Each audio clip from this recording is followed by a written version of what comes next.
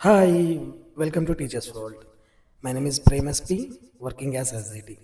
గత 8 సంవత్సరాలుగా teachers world ఎఫ్బీలో 6 సంవత్సరాలుగా ఇన్స్టాలో ఎంతోమంది డిఎస్సి అభ్యర్థులకు గైడెన్స్, ఇన్ఫర్మేషన్, నాలెడ్జ్ షేర్ చేస్తూ ఉంది. ఇప్పుడు కొత్తగా యూట్యూబ్ ప్రపంచంలోకి వచ్చింది. దీన్ని కూడా మీరు ఆదరిస్తారని ఆశిస్తున్నాను.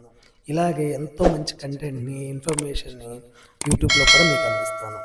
దయచేసి మన ఛానల్ని సబ్స్క్రైబ్ చేసుకోండి, అలాగే నలుగురికి షేర్ చేయండి. డిఎస్సి నోటిఫికేషన్ ఆలస్యం అవడానికి ప్రధాన కారణం ఎస్సీ రిజర్వేషన్ అంశం మీద state government one man commission వేశారు. దీనికి retired IAS officer Rajiv Ranjan Mishra garu అధ్యక్షత వహిస్తున్నారు. దీని రిపోర్ట్ రావడానికి దాదాపు 2 నెలల సమయం పట్టే అవకాశం ఉంది. అందువల్ల నోటిఫికేషన్ డిలే అయ్యే అవకాశం ఎక్కువగా ఉంది. అలాగే ఎలాంటి లీగల్ బ్యాటిల్స్ రాకుండా, ఎట్లాంటి సమస్యలు లేకుండా పకడ్బందీగా నోటిఫికేషన్ ఇవ్వాలని ప్రభుత్వం ఆలోచిస్తుంది. ఎందుకంటే మీ అందరికీ తెలిసిందే, డిఎస్సి అంటేనే కేసులు. ఎన్ని కేసులు పడతాయంటే చివరికి వచ్చేసరికి అన్ని కేసులు పడతాయి. ఎందుకంటే డిఎస్సి 2018 నేను మా డిఎస్సి అప్పుడు మేము కోర్టు కేసులు చుట్టూ తిరిగిన అంశం మీ అందరికీ తెలిసిందే. కాబట్టి ఎలాంటి లీగల్ బ్యాటిల్స్ రాకుండా ఈ నోటిఫికేషన్ ఇవ్వాలని గవర్నమెంట్ చూస్తుంది. అందుకోసమే ఈ ఎస్సీ రిజర్వేషన్ అంశం మీద కూడా ఒక పెద్ద ప్రహసనమే జరిగే అవకాశం ఉంది. అలాగే చిన్న చిన్న మైనర్ రీజన్స్ కూడా ఉన్నాయి. అందులో టీచర్ ట్రాన్స్ఫర్స్ అండ్ ప్రమోషన్స్. యాక్చువల్గా మనకి ఏ స్కూల్లో క్లియర్ వేకెన్సీస్ ఉన్నాయి, ఎక్కడున్నాయి, ఏంటనేది తెలియాలంటే ఖచ్చితంగా ట్రాన్స్ఫర్స్ అండ్ ప్రమోషన్స్ జరగాలి. మొన్న ఈ మధ్య మున్సిపల్ స్కూల్లో ప్రమోషన్స్ అండ్ ట్రాన్స్ఫర్స్ జరిగినాయి. కొన్ని మిగతా జిల్లాల్లో కూడా జరగాలి. ఆ ప్రాసెస్ కూడా ఇప్పుడు జరుగుతుంది. అలాగే ఈ ఏజ్ రిలాక్సేషన్కి సంబంధించిన ఫైల్ కూడా గౌరవ ముఖ్యమంత్రి గారి దగ్గర ఉందంట. ఏజ్ రిలాక్సేషన్ అంటే చాలామంది ఆ డిఎస్సి బాగా లేట్ అవడంతో దాదాపు 6 ఏళ్ళ నుంచి ఎలాంటి నోటిఫికేషన్ లేదు. కాబట్టి ఏజ్ బార్ అయిన డిఎస్సి అభ్యర్థులు చాలామంది ఉన్నారు. వాళ్ళ సౌకర్యార్థం కూడా ఈ ఏజ్ రిలాక్సేషన్ అంశం పరిగణలోకి ఉంది.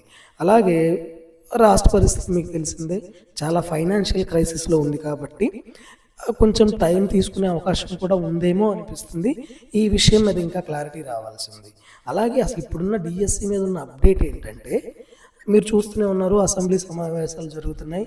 దీంట్లో శాసన మండలిలో మన ఎమ్మెల్సీ కేఎస్ లక్ష్మణరావు గారు గవర్నమెంట్ని ఒక రిక్వెస్ట్ చేశారు. ఏంటంటే, ప్రజెంట్ డిఎస్సి సిలబస్ అన్న రిలీజ్ చేస్తే అభ్యర్థులకు చాలా టెన్షన్స్ పోతుంది. అలాగే వాళ్ళు ఏం చదవాలి, ఏంటి, ఎంతవరకు చదవాలనే అంశం వాళ్ళకి ఐడియా వస్తుంది. ఈ 2 నెలలు, ఈ 2-3 నెలలు నోటిఫికేషన్ వచ్చేలోపు వాళ్ళంతా అది చదువుకుంటారు. అందుకని సిలబస్ రిలీజ్ చేయమని చెప్పేసి రిక్వెస్ట్ చేశారు మినిస్టర్ గారు కూడా దానికి సానుకూలంగా స్పందించి త్వరలో ఒక నిర్ణయం తీసుకుంటామని చెప్పారు. కాబట్టి డిఎస్సి సిలబస్ అనేది విడుదలయ్యే అవకాశం చాలా ఎక్కువగా ఉంది. ఈ విషయం మీద జాగ్రత్త వహించండి. ఈ గ్యాప్లో మనం ఏం చేయాలి? ఒక్కటే మాట చెప్తాను, రివిజన్ రివిజన్ రివిజన్. ఎందుకంటే కాంపిటీషన్ ఎంత హెవీగా ఉందో మీరు చూశారు.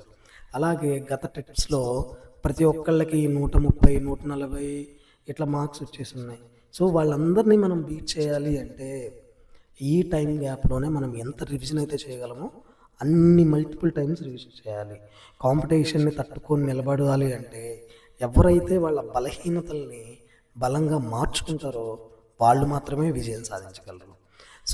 మిమ్మల్ని మీరు అసెస్ చేసుకోండి. ముందు మీరు ఎక్కడ బలంగా ఉన్నారు, ఎక్కడ బలహీనతగా ఉన్నారు, ఎక్కడ తప్పు చేస్తున్నారు, ఎక్కడ సరిదిద్దుకోవాలనే అంశాలని ఈ గ్యాప్లోనే మీరు ఫైండ్ అవుట్ చేసి వాటిని ఓవర్కమ్ చేయండి. ఎప్పుడైతే మన బలహీనతను జయిస్తామో అప్పుడే విజయం సాధించగలుగుతాం. Have a good day folks. All the best.